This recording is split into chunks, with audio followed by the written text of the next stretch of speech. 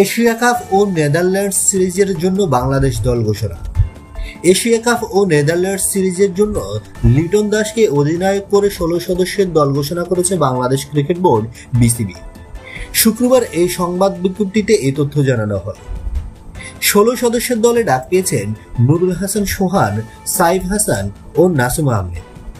R stand by হিসেবে রয়েছেন সৌম্য সরকার, মেহেদী হাসান মিরাজ, তানভীর ইসলাম ও হাসান মাহমুদ। তবে দলে নেই নাইম শেখ। বাংলাদেশ এশিয়া কাপ ও নেদারল্যান্ডস সিরিজের স্কোয়াড হচ্ছে লিটন দাস অধিনায়ক, তানজিম তামিম, ইমন, সাইফ হাসান, তাওহিদ হৃদয়, জাকের আলী, শামীম পাটোয়ারি, নুরুল হাসান সোহান, শেখ মেহেদী, নাসুম আহমেদ, রিশাদ হোসেন, মোস্তাফিজুর রহমান, তাসকিন আহমেদ, তানজিম শাকিব, শরীফুল ইসলাম, সাহিবউদ্দিন। স্ট্যান্ড বাই সৌম্য সরকার, মেহেদী হাসান মিরাজ, তানভীর হাসান ও হাসান মাহমুদ। আগামী 9 সেপ্টেম্বর সংযুক্ত আরব আমিরাতে বলবে এশিয়া কাপের এবারের আসর। 28 সেপ্টেম্বর পর্যন্ত চলবে এশিয়ার শ্রেষ্ঠত্ব অর্জনের এই লড়াই। তবে এশিয়া কাপের উদ্দেশ্যে উড়াল দেওয়ার আগে নেদারল্যান্ডসের বিপক্ষে 3 ম্যাচের টি-20 সিরিজ খেলবে বাংলাদেশ।